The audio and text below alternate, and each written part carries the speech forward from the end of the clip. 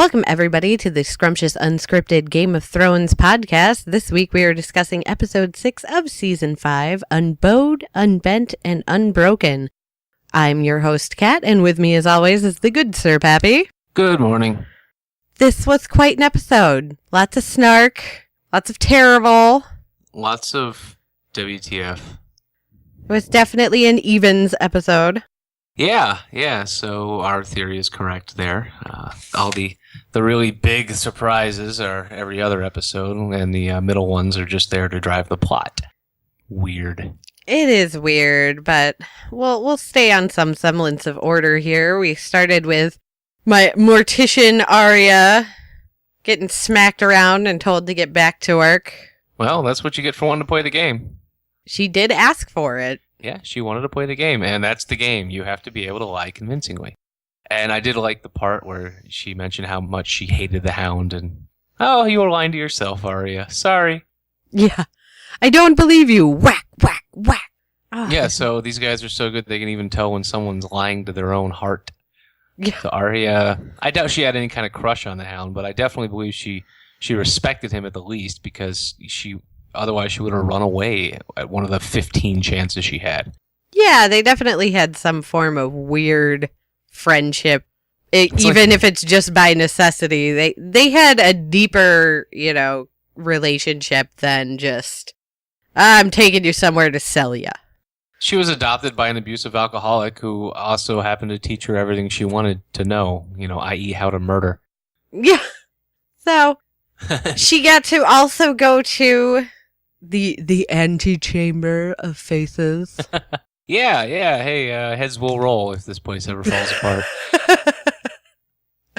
So that leads me to the question of when they prepare for a job, do they just put on a face? Do they take a backup face with them? And then how does it work with genders and sizes and all of that? Because, obviously the faceless man, he's got a good variety. He could probably go switch a gender if he had to.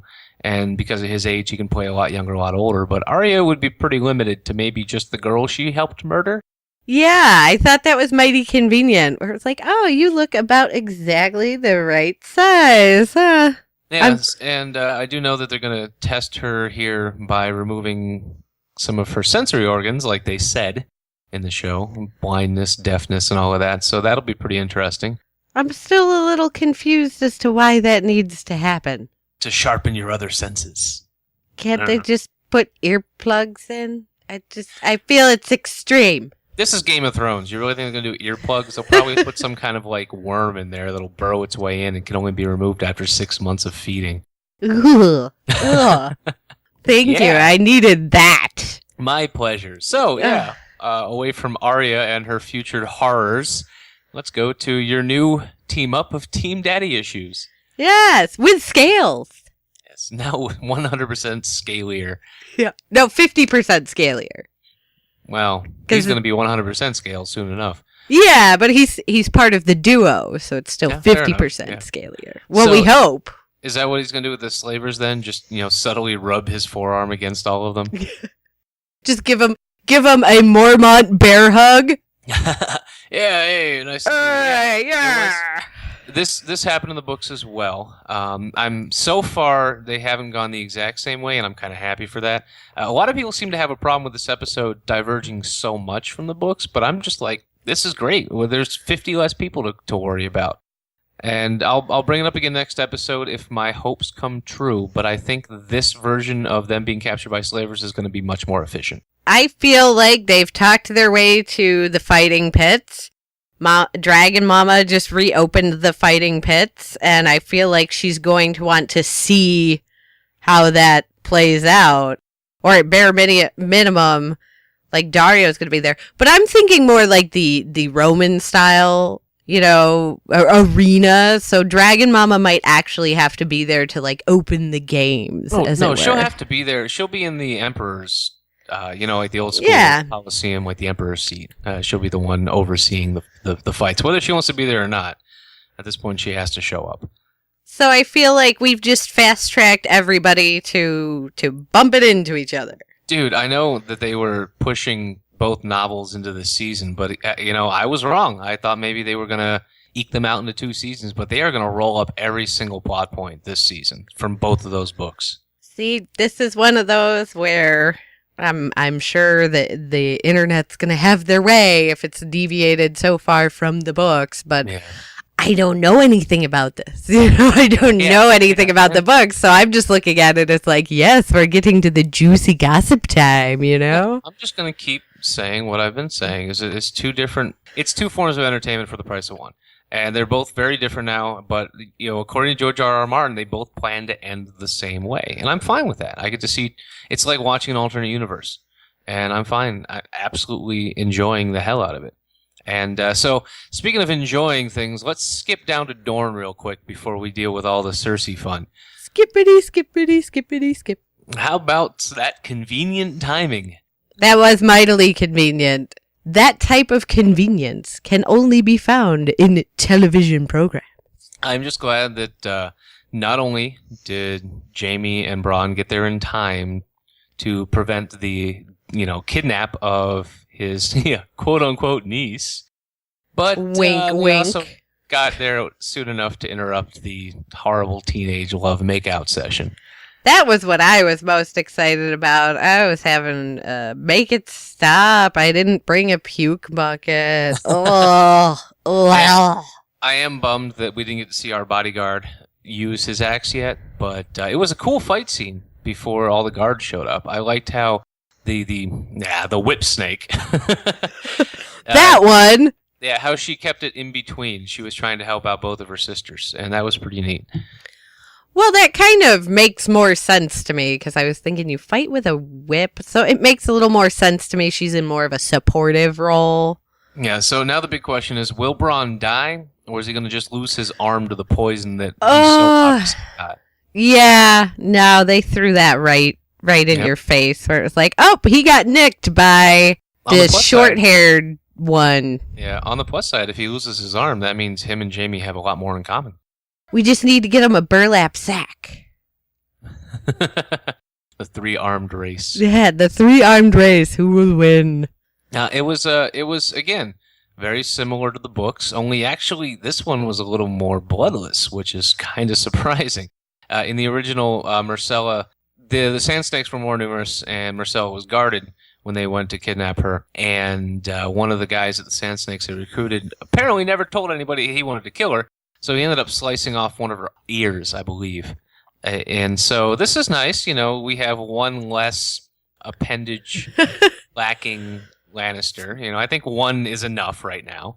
Well, shit, if this episode had truly had its way, there would have been 3. Yeah, Cersei would have lost all of her appendages. But first, we got to talk about the Baelish showdown. That was pretty interesting to see his true colors. I was right. He's a douche. Well, I think we pretty well knew he was a douche, but no, the appendage I was referring to was them trying to cut off Tyrion's, Oh, yeah. Tyrion's bits. I like that quick thinking, because it will be a dwarf penis. No, you son of a bitch. Not likely, excuse you, rude. How dare you judge my dick based on the rest of me? Yeah, let me whip it out and slap you with it. Anyway. Bend down. But yeah, we did have Cersei and Baelish finally meet up there, and we got to see a little more of the full scope of Baelish's plans, which is basically the all me all the time show. But we still don't know the full scope. Is he really going to go kill Roose and Stannis, or is he going to declare for one of them, or is he just biding his time? I think if he can't successfully eliminate Roose and Stannis, however that fight goes down, if he can't eliminate, the victor from that conflict between the two of them, then I have no doubts that he's gonna, bow down and be like, oh, please, let me just stay here and care for my niece. Yeah, I mean, as the Warden of the North, because you don't have time to stay and be Warden of the North. Which is true, but at the same time, maybe it's his plan the whole time is to become Warden of the North under Stannis, and then that would make him Warden of 2 areas. No, he's definitely, he's not Warden of the Vale, but he more or less is, Yeah, for all intensive purposes. He's, what is it? Legal guardian of the Vale. Yeah. So, I mean, we know that he's got the greed on his side, but where is his goal? Is it to just be a warden, or is he shooting for the actual kingship? That's... Well, I think he's shooting for the whole shebang. Because him and the spider had a conversation, like, in one of the very early seasons where they were standing there waiting for, I think it was Cersei to come in. Anyway, somebody was supposed to be meeting them in the throne room, and he... Yeah, and Spider mentioned how he had no designs on the throne, and Peter was kind of like, all right, I'll take it. Yeah, if you don't want it, I'll have it, thanks. Are they giving it away? But that was a nice little warm-up to the real showdown between Cersei and your favoritist character in the show. She is my favoritist character, good old Grandma Rose, who we actually learned for the first time this episode that her name is Helena. Yeah, she's just Grandma Rose. Yeah, she's always going to be Grandma Rose, and I do. I love her so much. I want her to be my grandma. It's interesting just to see how cocky Cersei is now. Like, she really does think she's going to get everything she wants, and this is usually in the show where things start to bite you in the ass. Yeah, you start becoming a certain level of successful in your own grand design, something's going to come fuck you up. It's not even that, just the number of enemies she's making and the speed at which she's making them is making my head spin, and I fucking saw this coming. Oh, yeah, no. Cersei's sitting there with her tunnel vision where she's just looking at the immediate, like, oh, Marjorie's in jail.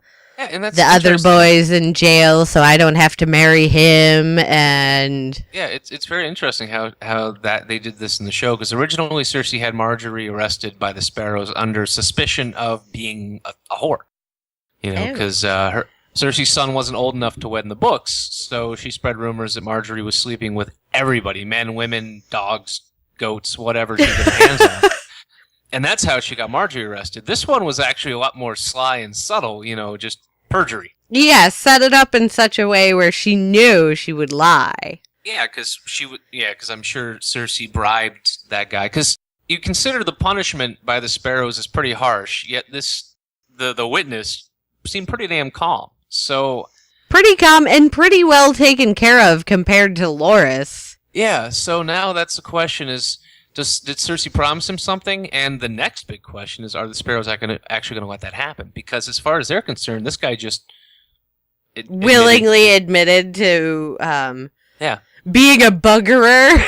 Yeah, now the question is, did he say that it wasn't ever his intention and he just had to do it? Or are they going to torture him until he confesses to his buggerings, I'm sorry. I was just so thrown for a loop when they used that term. Like, you have been convicted of buggery. And I'm just like, really? That's great. I like the old school words sometimes. Yeah. Yeah, it could have gone either way. I was really sitting on the edge of my seat with that little trial. I'm sorry, not the trial, the hearing. The presentation of, or what do you call it? The They actually said what it was in the damn show. Yeah, I can't. It eludes me. But yeah, so we have basically all of the Tyrells out of the way, except for Grandma Rose. And I feel like that's the first person you should have fucking gotten rid of. Yeah, no, I agree with you. I think she is hands down the most dangerous Tyrell. Marjorie, she's got a little bit of that cunning, but she's young. She's young, yeah. Grandma Rose's son is an idiot. Yeah. And Marjorie's brother, he's a great fighter, but that's really where it ends. But Grandma Rose has, decades of cunning, and I think she's gonna be Cersei's match. And I really, really hope that we get to see some awesome. We got 4 more episodes left. I don't care if she just picks up a longsword and hacks off Cersei's hand at this point. It would just be nice. Stab her with a quill and then throw figs at her. Yeah, but that brings us to the most awkward and horrifying portion of the night.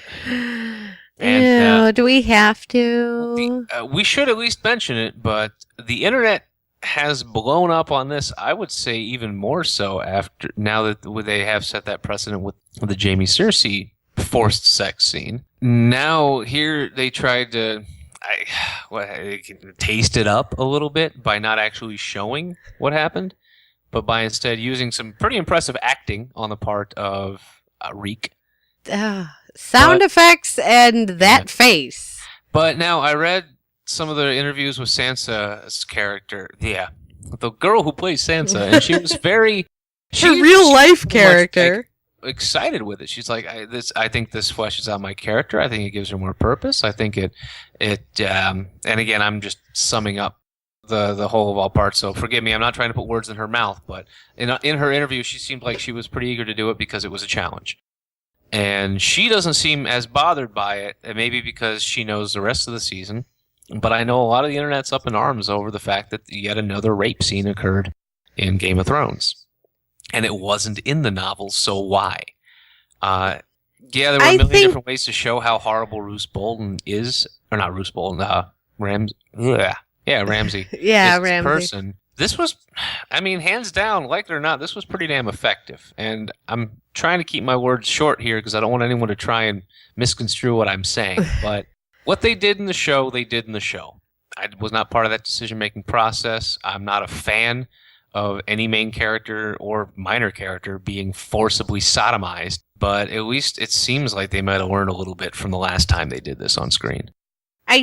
Yeah, as quote-unquote tastefully shot as that subject matter is ever going to be. Now, I get there's a big argument of, well, was it necessary? Well, was it necessary? There's 50-50 on that. It's all a subjective opinion on that.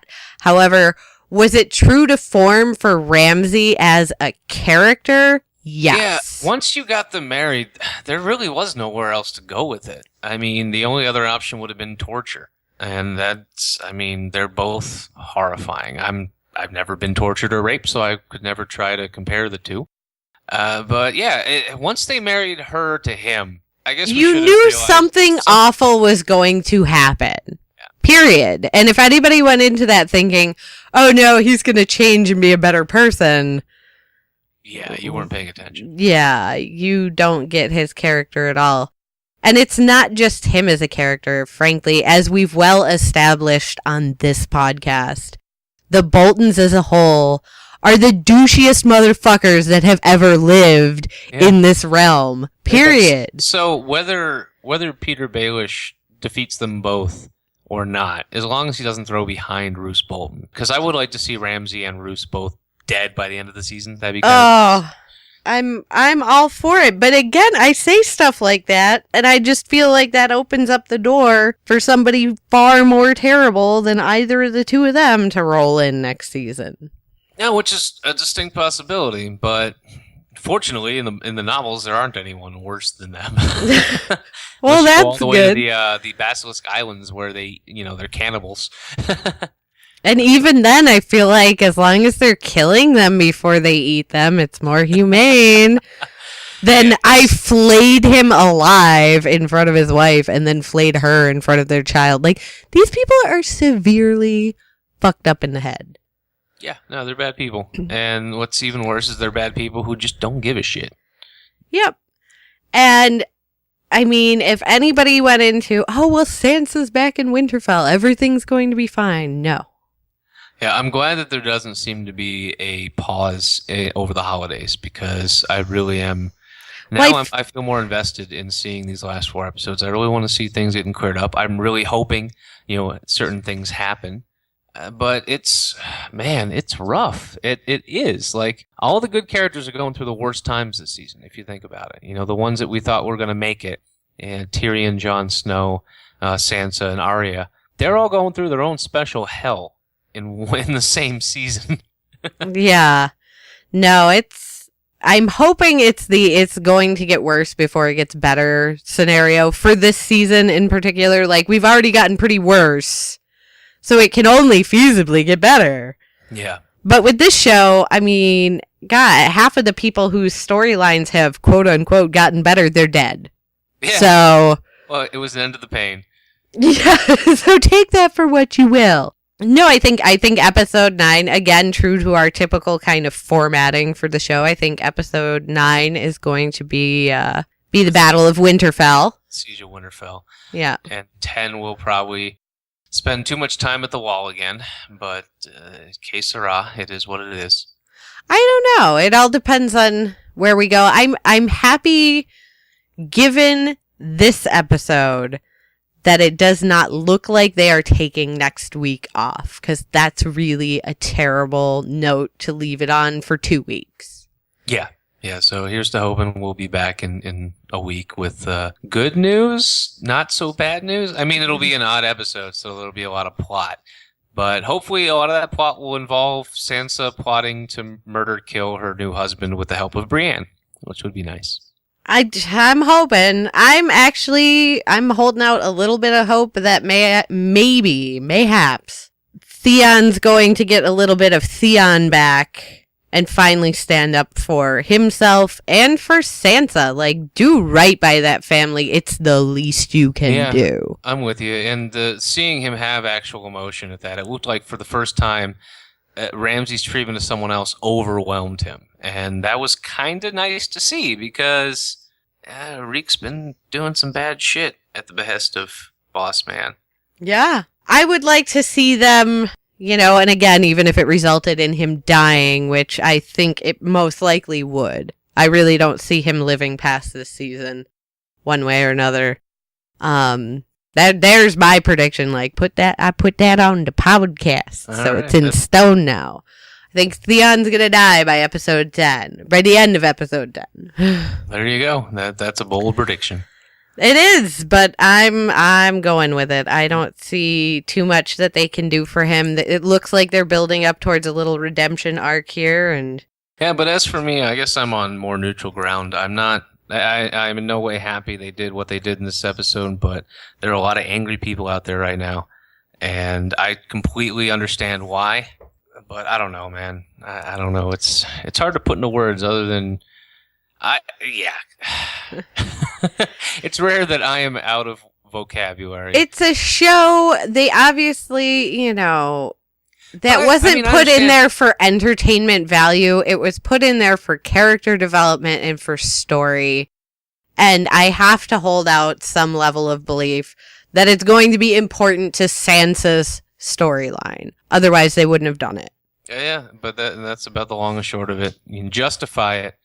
Can you ever justify it? Probably not. But let's see what the showrunners try and do with it now. Although I am going to go out on a limb and say that with this backlash, they are never going to do this to a character for the rest of the show. I don't believe that. No, I get. Well, I don't we're believe out of characters that can be raped.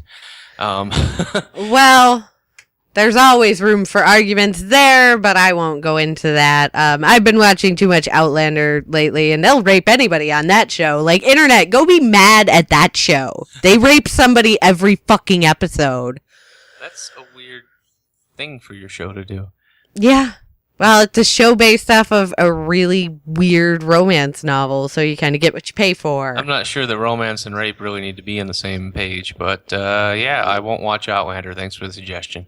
Yep, you're welcome. I keep hoping that show might get better, but it doesn't. All right, I'm out of things to say.